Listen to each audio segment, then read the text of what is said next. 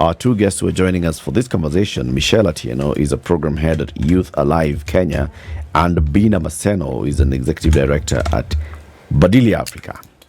Good morning, ladies. Good morning, Eric. Happy International Women's Day. Happy International Women's Day. Yes. Karibuni sana. Yes, Bina, you are familiar because you are Miss President finalists. Yes. We saw you on our TVs. I saw you one-on-one. I shook your hand. Yes. But on that day, you were nervous. So I think it's natural to be anxious sometimes, but it was a good race. I continue to thank Kenyans who voted, 34,000 votes. I don't take them for granted. And as always, after every campaign, it's down to work.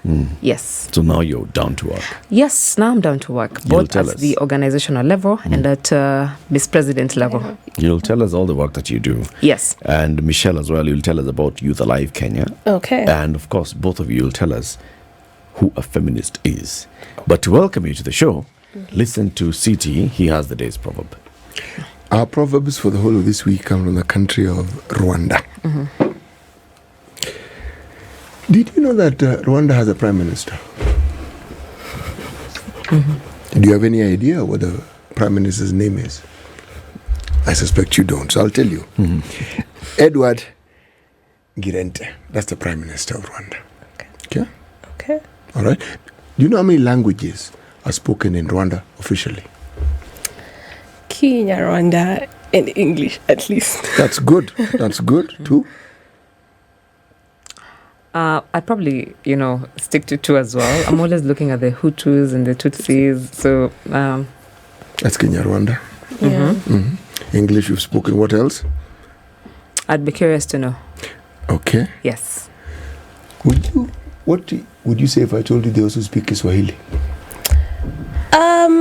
As one of the main languages? They have joined the ESC, so maybe that's part of the reasons they... And also French. Oh, yeah, in French. Oh, my God. They're French colony. French. Actually, they were a colony of Belgium. Oh, not French. Not the French. The French somehow popped in and out from time to time. But, for instance, DRC was under German influence, under Belgian influence. But the language that was spoken predominantly is French. Yeah. Okay. The proverb for today is, the guest is always a prisoner of the host. That's the proverb. Are you sending a message? Underline proverb. Okay. Yes. Okay. Underline proverb from Rwanda. Okay. Not from the Situation Room. Okay. Okay. The guest is always a prisoner of the host. Yeah. What do you think they meant? But also underline the person sharing the proverb is also the host. Please underline it in red. And if you don't have red, green. In bold as well. Yes. As long as it's a different color. Mitchelle, what do you think they meant? I think it's along the same lines for if you go to Rome, do what Romans do. You conform to what the general environment of the place you are at conforms to. Good way to look at it. Yeah. Would you say the same thing, Bina? Yeah, in the sense that, when you go to a place, sometimes you have to abide by the rules that have been set, especially, as the proverb says, if you're a guest, so you have to align yourself within the context of where you find yourself. You're right. Yes. Good way to look at it. Now let's start the conversation. Starting from the very beginning, we are celebrating the power of feminist movements, online and offline. Definitions. Who's a feminist, Mitchelle? A feminist is any person who is looking to advance the rights, freedoms, and the well-being of women and girls in any context. Yeah. Irrespective of their gender. Yeah. Could be male, could be female, could be whatever other gender there is. Yeah. Anyone. Okay. Yeah. So as long as you're advocating and advancing the rights and the well-being of women and girls, you're a feminist. Yes, you are. So it's expected that everybody then is a feminist, because everybody should be advancing the rights of women and girls. It's expected, but how many people take it up to advance the rights of women and girls? And what do we mean by advancing the rights of girls and women? You have power in the Situation Room to report stories around women as fit for women, as fit for a progressive community of women and girls who are qualified professionals, who have died of femicide. If you choose to report it as a girl has been murdered of femicide by her lover who could not take rejection, you are a feminist. But then if you choose to say Ivy's boyfriend is in prison after killing her with a hacksaw in Moi University 3 years ago, then you are choosing not to advance the rights and freedoms of women. It's just what you do with your power when you have it in your hands. Highly debatable, but let me not engage first. Yeah. Because in both cases, you've actually told the story of victim and perpetrator, right? Your lens wants a story to be told in a certain way. No. And if it's not told in a certain way, there's then only that one person way to is tell not that advancing. story, really. Because perpetrators keep perpetrating on a daily. But then we choose to court and play it down for them, and victims continue to suffer on a daily, but then we don't report it as victims are suffering on a daily. But then we didn't come here to speak about GBV. Okay. Yes. We're here to talk about feminism. Yes. And to understand what feminism is all about. Yes.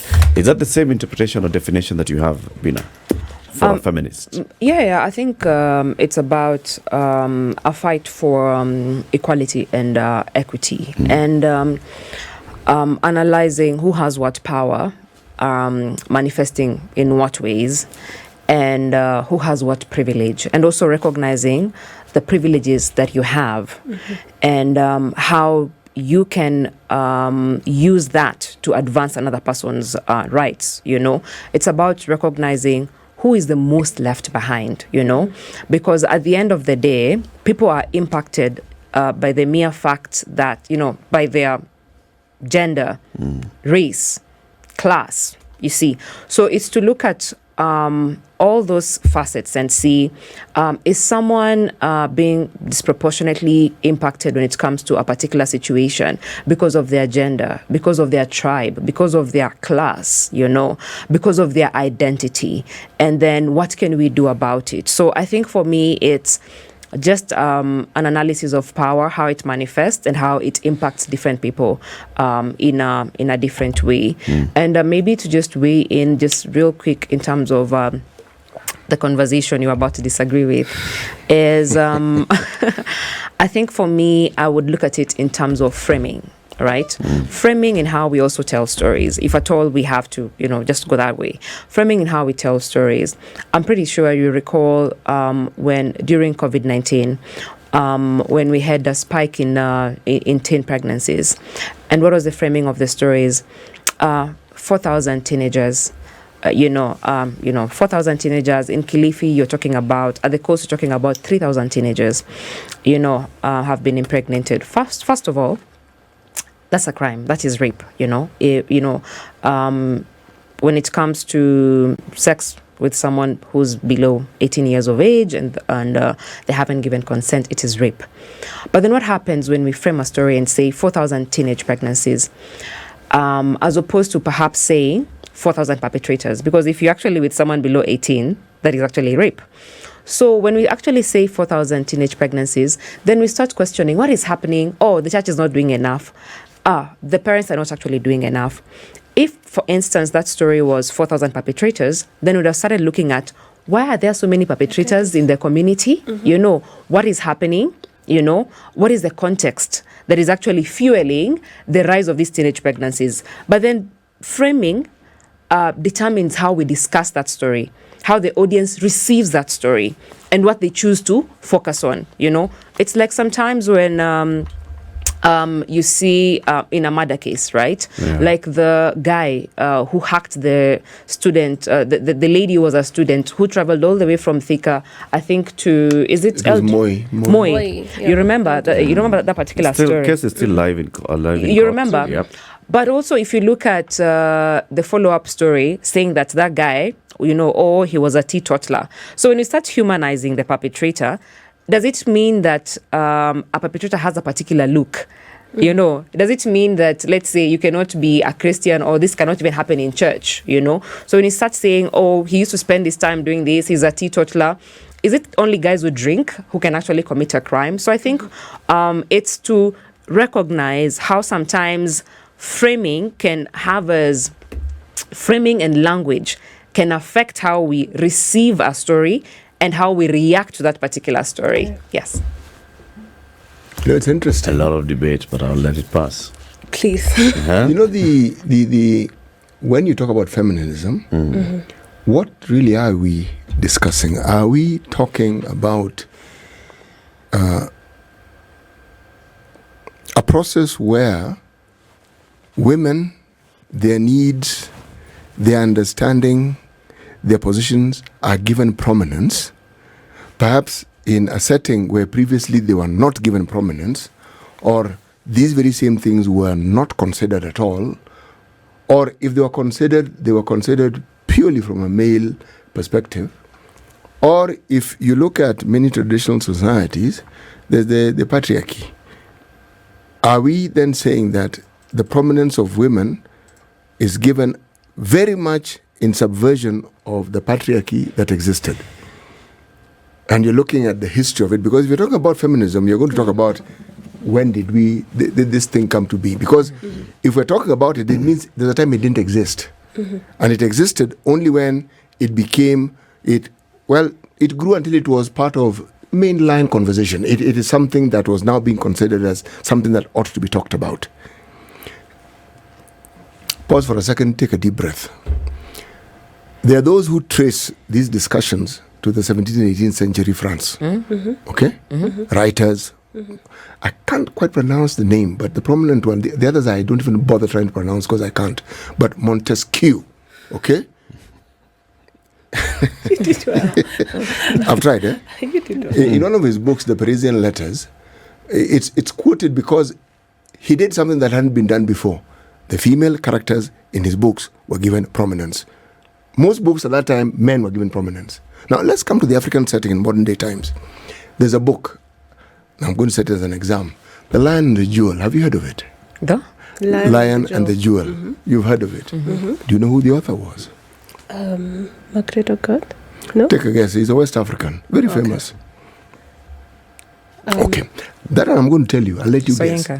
Oh, okay. I will let you guess until you get it right. Now, in The Lion and the Jewel, the prominent character in that book is a lady. Okay? Now, when you have works of literature and the prominent characters are women, would you say that this is furthering feminism? Because their roles have to be brought in, their participation, their views of life has to be brought in. So whether you like it or not, if you read that book, you are delving into the world of women. But then the question is if the author is male, is he a feminist? And is he in a position to actually present feminism in the light that a woman would consider to be favorable? Going back to where we started this conversation, feminism is the practice of taking your power to advance women's rights.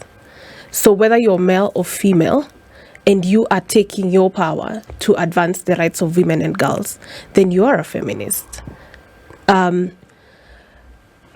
Paulo Coelho has advanced stories of women in so many ways. There are so many debates about how he portrays women. Let's not get into that.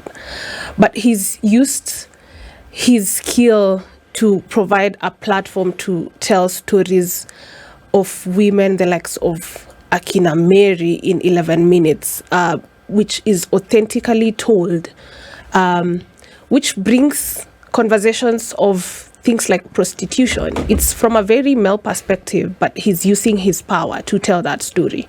If I bring it closer home, Margaret Ogola writes in The River and the Source, and I like her. She kills all the male characters. That is not the conversation we're going into. But then she advances a continuous process of ensuring a woman is the head and the center and the subject of this story to the end. She cites it in Kisumu in pre-colonial days when women did not become medical doctors, and that's her whole story all the way to the end. So it's not necessarily a gender discussion on who is using this power to portray these groups of people, but it's more about how you're using this power to portray these groups of people. What you're speaking about. But wouldn't you say that then there's this little matter of interpretation? Because the story is a story. The story is a story. Yes, but then are you not then interpreting the story through feminine lenses?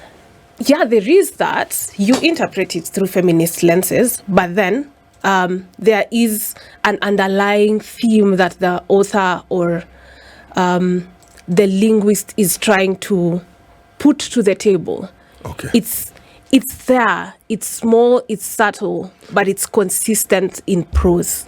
So in that case, then there's a gentleman called Okot P.B. Tech. Yes. Whom we should give in a song of Lawino. Yes. We should say that man was a supreme feminist. He is a supreme feminist because he's speaking about Atieno, the way she suffers with all the domestic chores.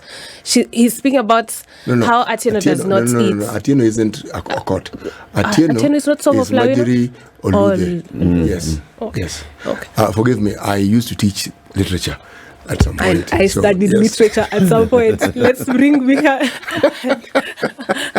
and Eric back to the conversation. Yes. Yeah. I'm sitting back and I'm thinking there has to be a difference between when we say that somebody is advocating and advancing women's rights and then interpreting that to mean that you are then necessarily placing the woman as the primary subject, the dominant factor, or whatever in a conversation. Because I'm thinking, in a normal community setting, almost the entire community is actually advancing women's rights. When you talk about, all right, so shall the girls go to school? Girls are going to school. I'm talking about the current community setting. Girls are going to school just as well as much as boys are going to school. Girls are getting access to the same. Do you think that's true? Sorry? Girls are going to school as much as boys are going to school in the current community? That is true. I don't think that's true. The statistics that we have from the Ministry of Education, backed by the statistics that we have from the Kenya National Bureau of Statistics, tell us the children that are born and the children that are going to school. And the difference is minimal. Who is attending school to finish from class 1 to class 8, from Form 1 to Form 4 amongst boys and girls. Girls are more in terms of enrollment for KCPE but than boys. No. You can check your statistics. Okay. Girls are more in terms of enrollment for KCSE than boys. Okay? Now, in terms of... So, if you look at that, then generally the community is basically sending boys and girls to school. So the community is feminist. It's advancing women's rights. At what point do we start saying, okay, we start picking out feminists from the others? Sounds to me that a feminist is a normal. It's a conversation. Again, as you correctly put it, the framing of it. You see, our understanding is very much based on the framing of it. Let me ask a question that we asked the guests who just left before you. In an African context, are we saying that feminism did not exist or the advancement of women's rights did not exist in a traditional African setting? I think so. Let me just weigh in and say that. So I'll just combine the conversation earlier and what you're asking in terms of advancing women's rights, and say that when it comes to the struggle for equality and equity, right? Again, we're looking at who's the most left behind. So let me give examples. And I like that Eric loves numbers, because maybe, numbers don't lie. Mm-hmm. So let's look at our politics, because I think that is where we have the most debate, when it comes to even, women running for political office. We always have debates about even nominations, right? We've come a long way. And I know even this particular year, we were celebrating an increase in women who are now elected and are leaders in the political space. But if you look at the number of women and men who ran for office vis-a-vis the ones who are elected, you still see where the gap still lies, even in terms of us achieving the 2/3 gender rule, right? Yeah. Last year, we had 16,100 candidates on the ballot. 16,100 candidates on the ballot. Of the 16,100 candidates on the ballot, 14,000 were men. 14,000 were men. And not even 2,000 were women on the ballot. This is just 2022 general election. Mm-hmm. So we're not even having enough women run for political office. Mm-hmm. And if we're not even having enough women running for political office, it means you won't even have enough women being elected to even meet the threshold that we're talking about, and that we keep on debating about, right? Yep. And that is where we begin asking the questions, right? So if we're not even having enough women run for political office, right? So what are the barriers? Then that's when we begin unpacking what are the cultural and social norms around how we view women who run for political office. What is the role of unpaid care work, right? Mm-hmm. Because if as a woman I have to decide, do I go and vote, and where do I leave my children? Mm-hmm. Do I even have food at home? Because at the end of the day, is that a decision majority of the men have to reckon with when it comes to voting? Do you just wake up and go, or do you even think about, where am I going to leave these kids? Do I go and line up with them? You see? So when you look at the things and, the situation that surround a woman's choice when it comes to deciding her participation in political processes, there are many, when it comes to education, when it comes to even teen pregnancies, who stays at home? Because while you're talking about even teenage pregnancies, you're staying at home to take care of a child. The boy is still going, is going back to school, is going on with their education. I work in urban informal settlements, majority of the urban informal settlements. And that's the situation day in, day out, When you have a rise in teenage pregnancies, the person who's fathered these kids is still going back to school, whether he's, or going back to work, whether he's, it was a consensual relationship, whether it's actually a young, when it's actually a young boy. So 54 years down the line, I think, when did we have our independence? 1963, I'm trying to calculate from now to 60 years. It's actually 60 years, We're talking about only 29 female representatives who've been elected. Let's not talk about nomination, because the affirmative action came to actually bridge that particular gap. 29, right?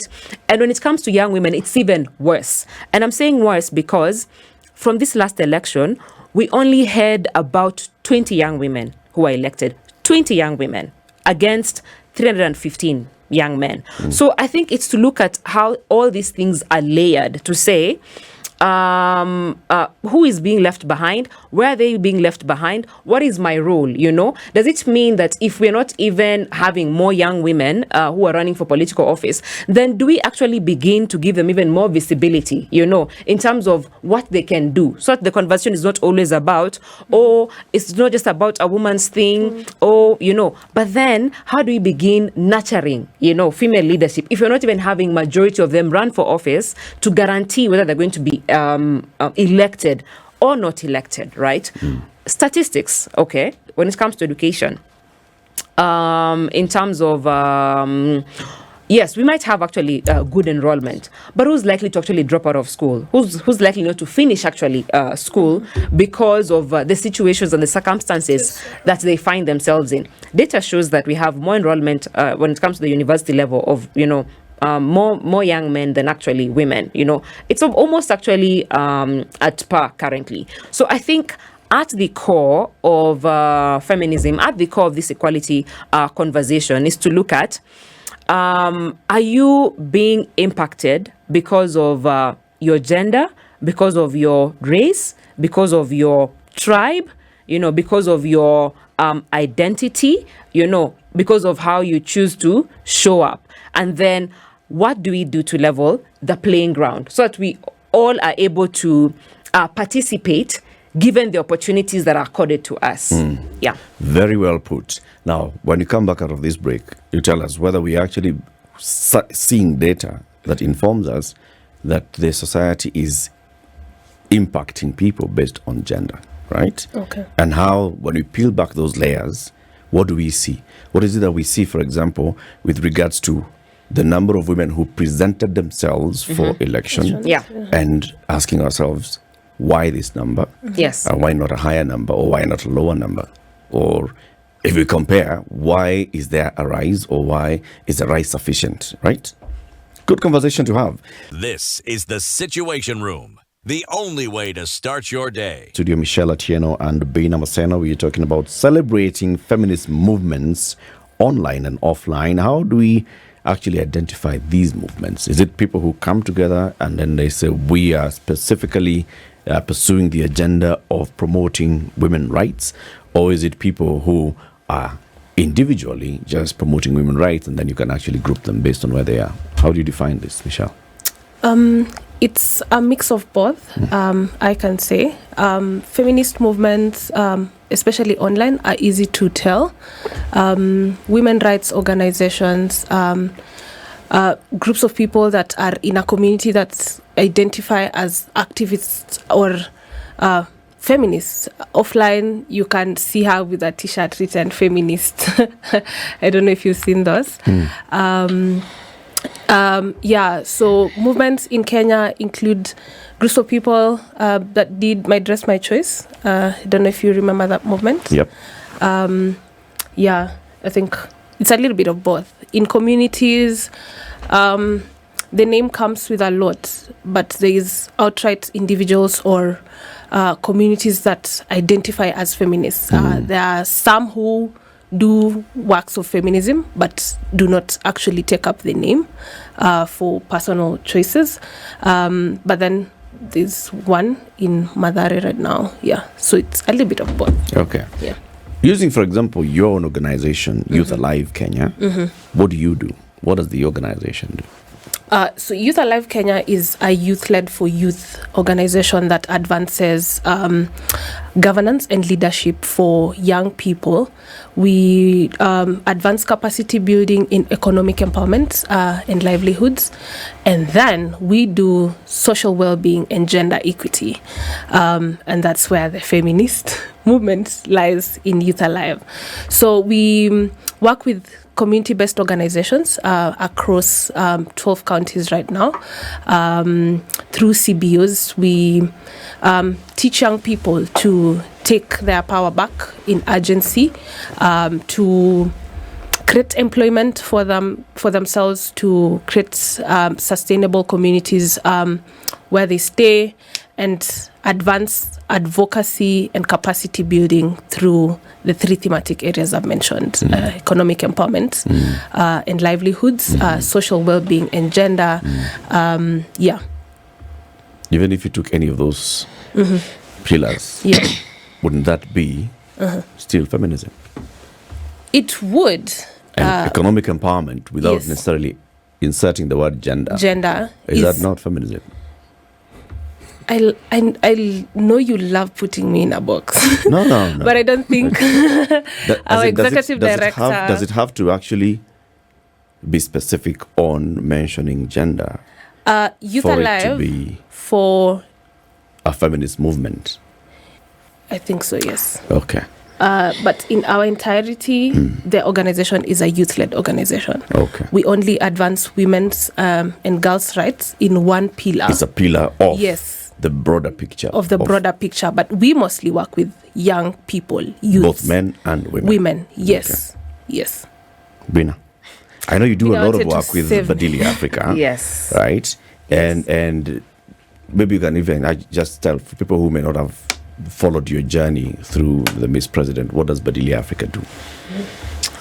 So Badili Africa cultivates the political engagement of Chama women and young women in the informal settlements and the learning institutions. And this was born from my journey running for political office. I was 22 in 2013 when I ran for political office. Now, wananchi wakanyonyesha dust, citizens. So let me not say... How many votes did you get? About 2,000. So let me not say... very many votes. but in Nairobi, you need about triple that to win an MCA seat. So my experiences while running for political office at 22 is what, painted a picture of... And fuels the work that we do at Badili Africa, because number one, working with Chama women, I got to experience firsthand and see how politicians take advantage of women groups to win their political seat and don't see them as stakeholders right after. And then I got to also experience the quality of conversation a Chama woman has with a political leader. And also got to experience firsthand how even in political rallies, you barely see young women in political rallies, You barely see young women in political party conversations, And, sometimes I'd even invite my own friends to come to political rallies and their responses in terms of, spendi siasa, what am I going to tell my parent? I'm going to be trolled if someone sees my photos online, And also, this is not only, offline, but also... in the online space, when it comes to people who have bold conversations about political participation, rarely will you even see young women having bold conversations online about political issues in this particular country. A study was actually done that showed the most disenfranchised lot when it comes to political participation is actually young women between 18 and 25 who prefer to engage with any other topic apart from politics.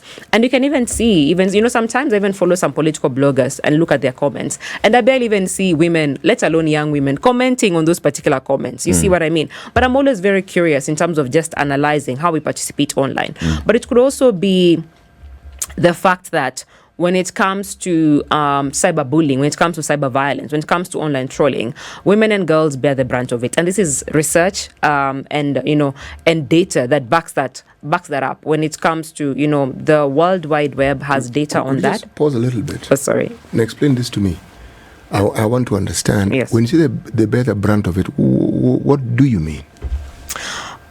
When I say they bear the brunt of it, I mean data shows that women and girls are 27 times more likely to be trolled online than men. Being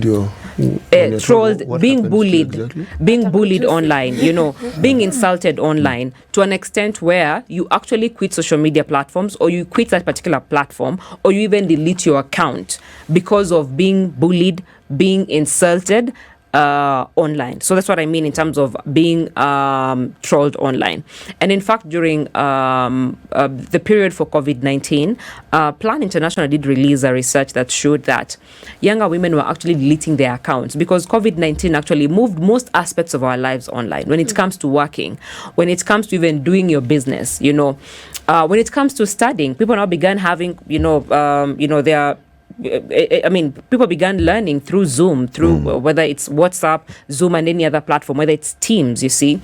So when it comes to that, in terms of the digital platform and leveraging the digital platform to actually make your voice heard, and the cost of that. And we've even seen even our local female politicians being trolled in the social media spaces. And you see, the thing is, so let me not even call out names because it might be controversial. So you did see, remember when one of the presidential candidates or hopefuls, when his image actually made it to the online spaces. You remember, right?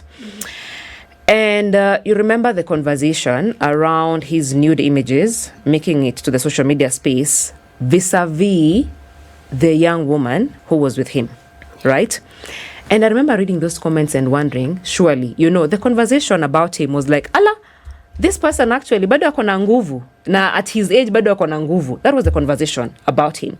But the lady was trolled on the social media spaces like same images, but the lady was trolled out of the social media spaces. Remember COVID-19, patient number 0. You remember patient number 0? What happened after that media interview that he did with the Ministry of Health? Kidogo, we saw we saw her nude photos in the online space, and actually she deleted her accounts, literally. So what does that do to especially a young person, or even a woman or a girl, in an era where most of our aspects have moved online, where you're using the social media space to market your product, where you're using the social media space to call out governments in terms of accountability issue? What does that do when you're actually not in that particular space to take advantage of opportunities that are presented to us by the digital platforms, you see? So it means that someone else is getting ahead of you, when it comes to taking advantage of those opportunities. The decision making. Yeah, because you're not on that particular platform. So I think it's to look at all that and see, how do we leverage innovation and technology to advance, women's rights when it comes to education, when it comes to participation, even in the political spaces, when it comes to just participation, whether it's in STEM and any other sphere. Bina, from your own experience, Yes. what is it that influences the participation of women in terms of presenting themselves for office, from your experience? Because women present themselves as voters just as much as men. It's actually 50-50 in terms of the registered voters in the country. Men, 50.8, women, 49.2. Same. Those are voters. What comes to candidates, like you're telling us, out of 16,000 candidates, 14,000 men. About 2,000. Yeah, about 2,000 women. Yeah. Why? So there are many factors that contribute to this. Number one, if you look at women's participation within political parties, you see, that is number one. Are they able to infiltrate the leadership position within political party enough to actually influence the decisions that are made at the end of the day on who gets actually to be on the ballot, right? For instance, I did say I work with Chama women, right? And most of the time, we don't actually see the weight they carry when it comes to even registering members of political party, when it comes to actually doing door-to-door. Last year, we did a study that looked at violence against female political mobilizers. What does it take, for instance, to mobilize for a UDA candidate in Kisumu? Because today, for instance, if our president goes to Kisumu and there's a massive crowd, so the conversation is, Area X is actually accepting this UDA narrative. But who actually mobilized those people to be there? At the core of it is actually women, at the core of it. But at what cost? At what cost? Because when you look at GBV, if today you are to go and mobilize for ODM in Rift Valley, right? So the president tasks you with mobilizing. Can I mobilize them in Ukambani? Ukambani, whichever,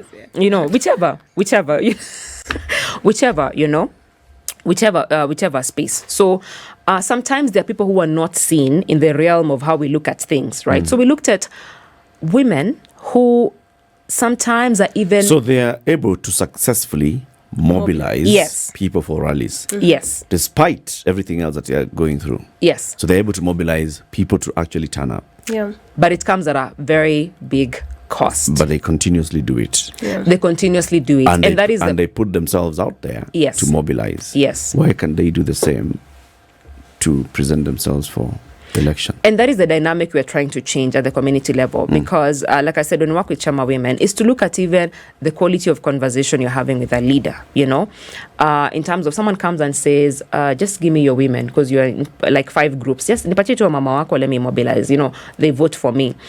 But then you find even how you're negotiating on your behalf, vis-a-vis on behalf of the women that you represent, such that if I give you school fees for your kids, then you give me all the women that you're with in that particular group. And that is the power dynamic that we're trying to change. But you see, if I hear you correctly, what you're saying, that women voters are more reliable.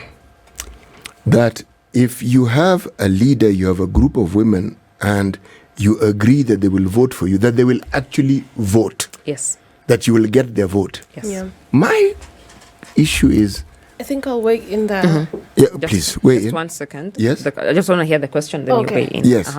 So the question I'm asking is, at the level, even when people nominate, because by the time you have very few candidates, it means probably those who present themselves at nominations have been left out, okay?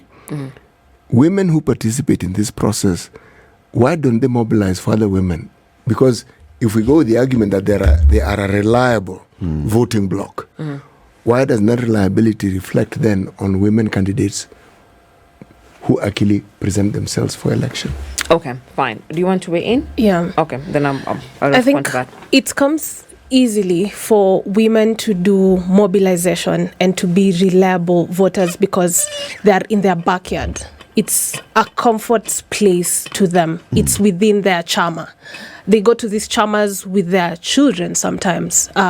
When they're at the charmers, they have all the women's children playing at the back there. All of them have their eyes on the children. But then if we say we advance and you have to show up for party meetings at ODM offices by 8 a.m. every day for what's a typical electioneering period in Kenya, let's say 8 months, then it moves them away from their natural. Yes, it does. But, yes. But you see, what counts here is the vote. Is the vote. And but what then, counts is the mobilizing of these voters so that they can vote. But then at what cost? At what cost? If, let's say, our charmer says we are bringing one strong woman who is the strongest candidate who can get all the votes for all women in all charmers in, let's say, Makadara constituency, okay? This means that this woman is going to, quote-unquote, sideline their families because they're not going to be part and parcel of their day-to-day life because they're taking part in political processes on a daily. You are absolutely right. Yes. Then who is willing to comfortably put these things that are said to be important for women on the line? The leadership who do that are not 100. It's just 1 or 2 or 3 or maybe 10 leaders. But their followers don't do that. They do it on behalf of their followers. So those who do it have already, the very thing you're describing, they've calculated and they've seen. They've done the arithmetic costs. and they figured it is okay. This is what I'm going to do. You see, I'm wondering loudly, the numbers, the capacity, the reliability, why is it not reflecting? Because we're talking about women, the candidature and being voted for. Because those numbers are daunting. Those very numbers are the ones which contribute to those men getting in. Those very numbers. Yep. I think the answer is simple before I give it to Bina. Okay. Yes. Women are shamed for the same things that men would be glorified for. If a man calculates and says, I'm going to chase the presidency, even if it's successfully or unsuccessfully for the third or fourth time, I know there's someone taking care of my children at home and things will move at the back of my face of presidency. But then if a woman decides to do this, either have a supportive partner as a man to live at home to take care of his children, of her children, then she is shamed for irresponsibility and not being as a loving mother as an African woman, quote unquote, would be. Okay. But then a majority, if not half, of all the voters understand her circumstance, so they wouldn't judge her the same. No. Do they? Look at the context just on Twitter this week alone. Sorry, you know, the moment you go on Twitter, you've lost me. No. But Bina, come in so that I wanted to say, as we conclude, yes. That number one, in as much as we focus on cultivating female political leaders, we have to do parallel work in terms of female voters understanding the value women bring to the table when it comes to understanding their issues and representing those issues when they are actually elected. Because at the end of the day, when we began this conversation, we started talking about feminism and how patriarchy affects the way we look at things when it comes to gender, when it comes to class, when it comes to tribe and everything else, right? So we have to do equal work to cultivate the ground for women. Why am I saying that? I'm saying that because, yes, we do work with Chama women, right? And even when you look at the role of money in elections, and I know even, there are organizations that have done research in terms of how much money is being spent as a candidate, So even them, when they're mobilizing and they're taking money, who's actually likely to give more resources in a campaign? It's actually that man as compared to a woman, right? At the end of the day, at the core of it. But even as we actually take this money, for instance, right, do we actually understand the role of the leader we are campaigning for? Because in the last election, we actually had our own Chama women saying, I'm campaigning for this senator because it's going to give me a bursary. I'm like, that is not the role of a senator. So even the person you're campaigning for who's telling you, just give me your followers and I'm actually going to guarantee 1, 2, 3, 4. So do you understand the role of the leader you're campaigning for enough to hold them accountable actually when they are elected? Do you understand the power you have given the followers who are behind you in terms of negotiating for their well-being, even after election? So there's so much work to do, even when it comes to how we organize, when it comes to election, how we organize, when it comes to infiltrating the political party structures, when it comes to rallying female voters as well. I've got to catch you there. Thank you very much for joining us.